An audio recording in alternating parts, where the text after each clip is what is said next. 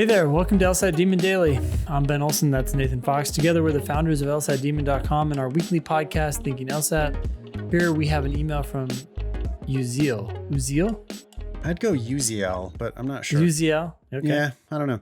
Dear Ben and Nathan, I took the August LSAT and got a 170. Although I'm happy to have the score, I feel I can do better as my practice scores leading up to the official test ranged from 173 to as high as 178. I registered for October. Should I apply now in September with my 170, even to schools where a 170 is below the 75th or 50th percentile? And in the event of a higher score, allow it to update my application? Or apply in November when my score comes back from the October test? Is waiting until the next cycle the best way to go?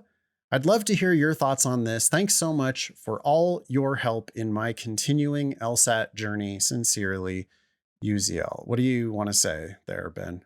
Well, we get this question a lot, and we get this question a lot around this time.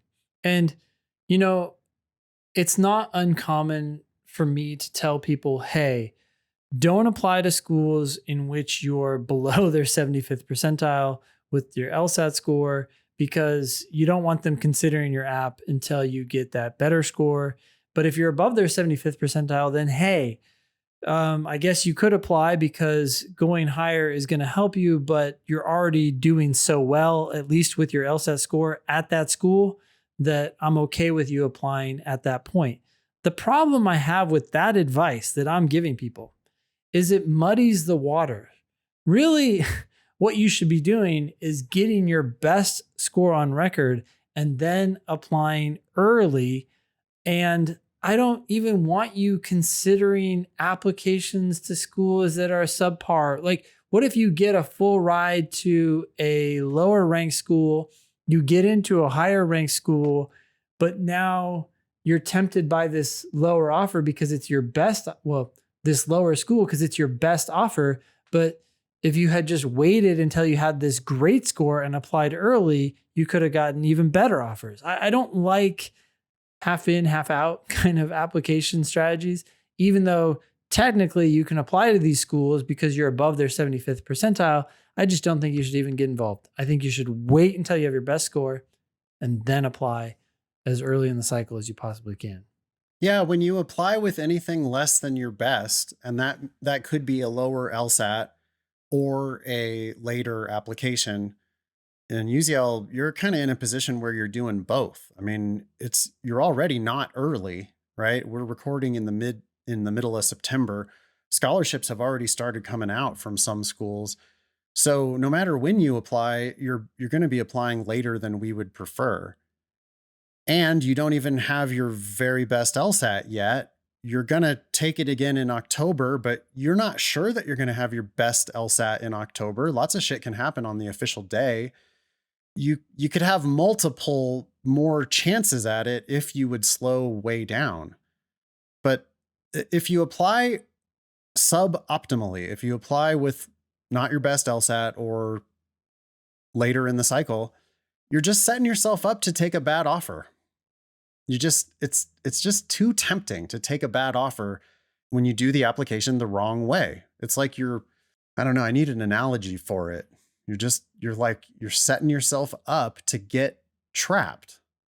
Yeah, I'm trying to think of an analogy, but you're hedging your bets.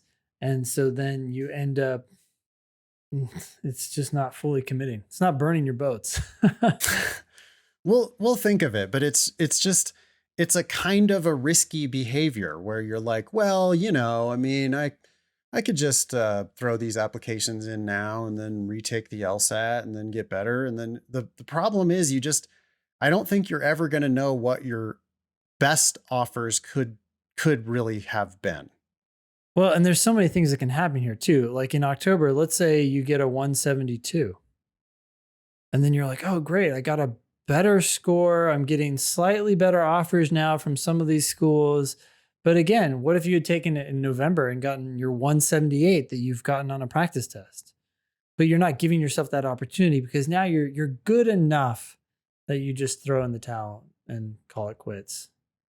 Yeah. And if you just decide I'm not applying until August of 2023, or whenever the applications open in 2023. If you make that decision now, think about how much less pressure you feel on your October LSAT. You have a chance to retake it in November. I mean, because you're clearly ready.